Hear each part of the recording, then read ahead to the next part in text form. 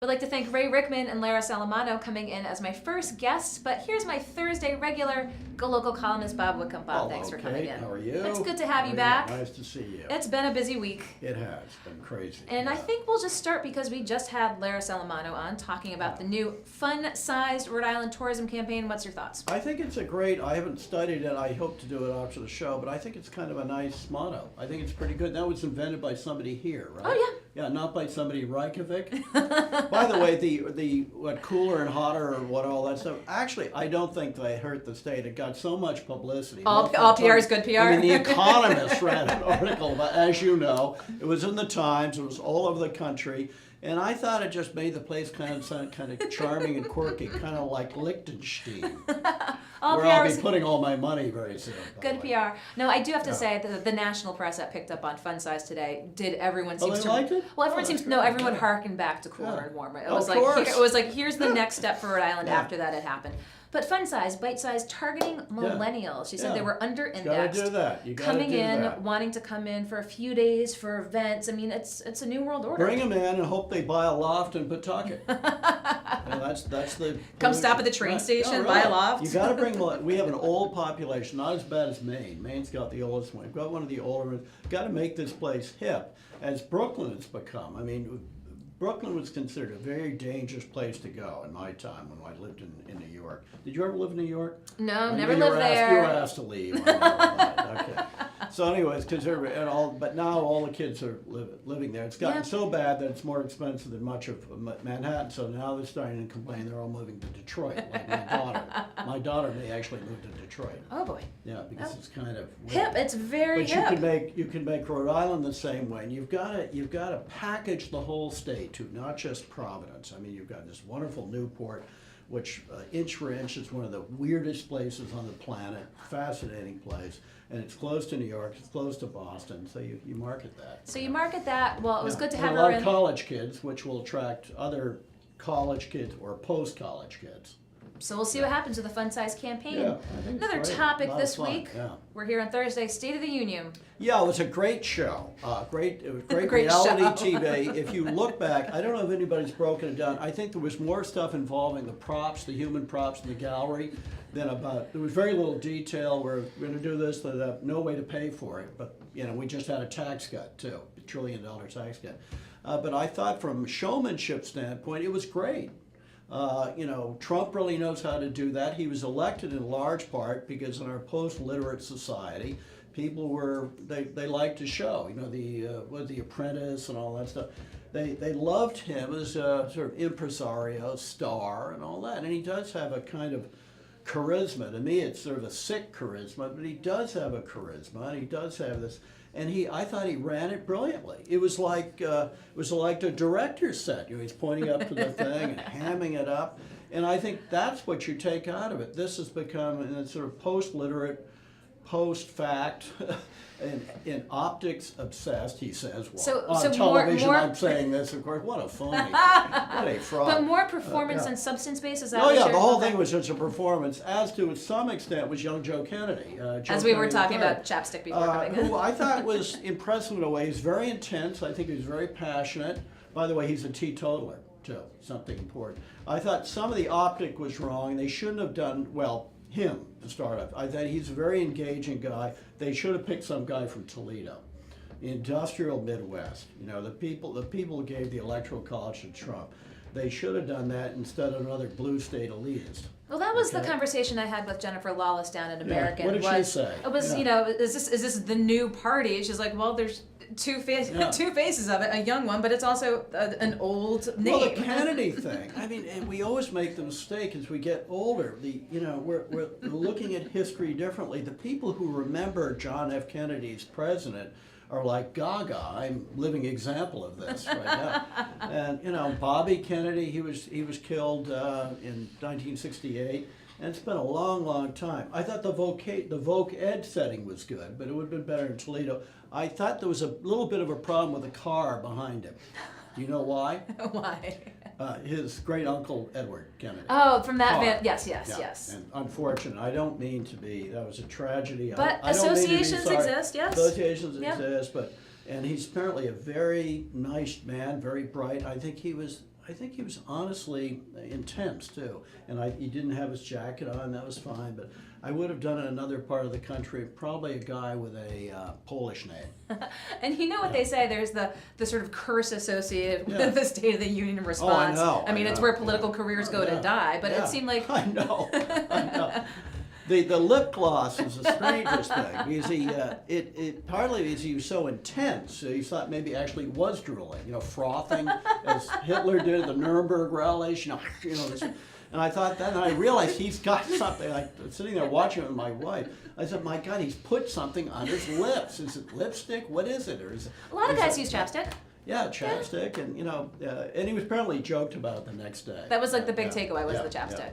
But he was very, very charming, interesting, wrong geography. Yeah. And speaking of politics, the news this week about Hillary Clinton and her campaign and having kept on the staffer that was accused of sexual harassment. Shouldn't have done it. Everybody did that. They kept these people on. We've all been in organizations, including moi, where I knew that stuff was going on. In fact, I've been in a couple of places I've worked in a supervisory role. I had something to do with evicting people who were doing that. Okay.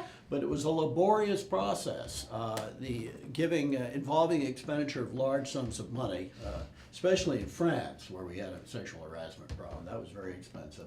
And another publication you may have heard. Oh, I was going to ask you that. Which I will not mention. I'm not going to extract this from you, the establishment on Fountain Street over there. Well, speaking of the establishment on Fountain Street and the continued exodus of not just reporters, but reporters to state government. Yeah.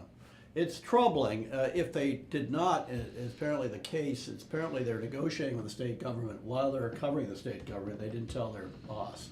If that is true. If that is true, that's disturbing. Or they made a snap decision overnight and all of a sudden... Yeah, I would have usually give about 2 weeks. I worked for 6 newspapers, 7, I don't know, about half which still exist. And I think that a couple of them, that probably would have been a fireable offense. When I worked for the Wall Street Journal, if I was negotiating to be a flag for Goldman Sachs without telling them, and you're covering I was covering Goldman Sachs, I think Fred Taylor was the editor back then, who did admittedly like to fire people. I think he would have shown me the door in about 5 nanoseconds. But is there more to this? The state snapping up the press, who's supposed to be the fourth estate, looking out for the best interests of the taxpayers? There's no future because the business model for much, not all, for much of print journalism is being destroyed. And these are people who are young or middle-aged, and they just don't think they'll have a job, and they like living around here.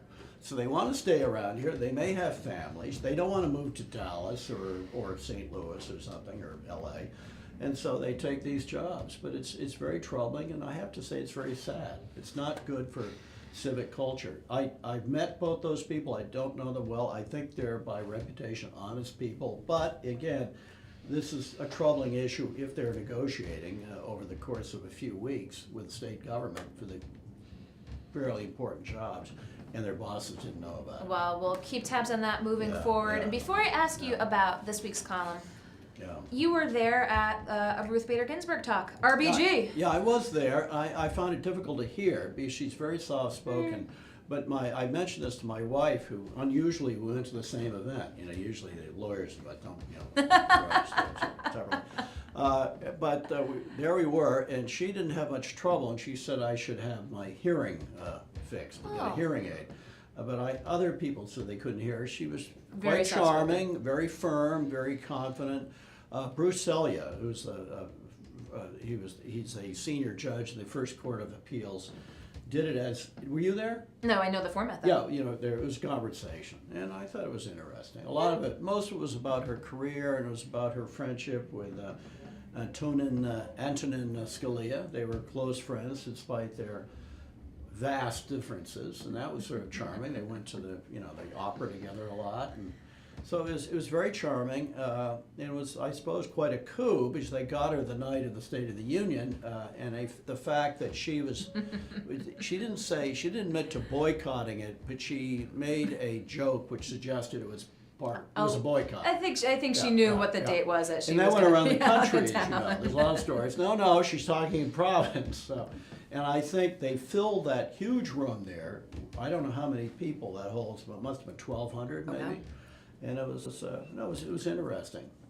is interesting. So what can we expect in the column this weekend, Bob? Well, we're talking about this a very good piece by Ms. McDonald in the Providence Business News about creating a statewide free trade zone, which I think is a great idea. I mean, all Rhode Island is a giant archipelago and a bay, and I think that has tremendous potential.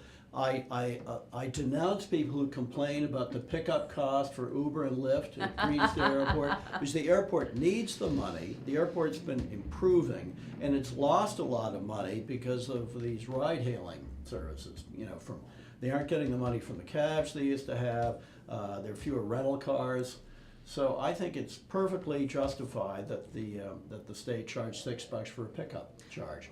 Thoughts on Amazon, JP Morgan, Berkshire Hathaway forming their own non-profit healthcare company? I think that's a fascinating thing. Probably bad news for CVS because, I mean, together, all those three companies together, Morgan, Amazon, and Berkshire Hathaway employ, I'm guessing, a couple of million people. But they're so visible, so important companies. This could set a model, and if they can actually do what they're promising, which is to create a non-profit health organization, I think it could have a huge impact on lowering cost and actually improving care. And I think it's a great sign. It will hurt insurance companies, obviously, okay? Insurance companies, and it could hurt some of the pharmacy chains too. I think it's a total disruptor. Yeah, total and we disruptor. had Dr. Bigger than CVS buying Aetna. Absolutely. Yeah, We had Dr. yeah. Michael Fine in the studio. Did you say the same thing? Well, he's so, that nonprofit yeah. model. Because I talked with him. I said, these are, the biggest profit-driven companies because what's the biggest cost for an employer is healthcare. It's driven companies that are bankruptcy. In their own self-interest to drive down the costs. Right, and have healthier employees too.